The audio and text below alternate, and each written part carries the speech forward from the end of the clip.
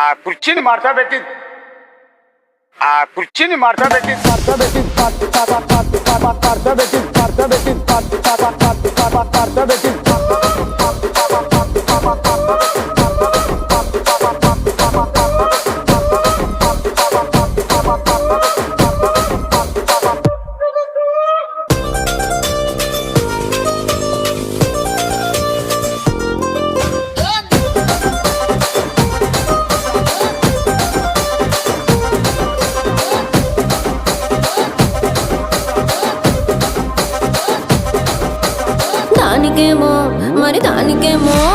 దానికేమో మేకలిస్తివి, మరి నాకేమో సన్న బియ్యం నువ్వు కలిస్తివి.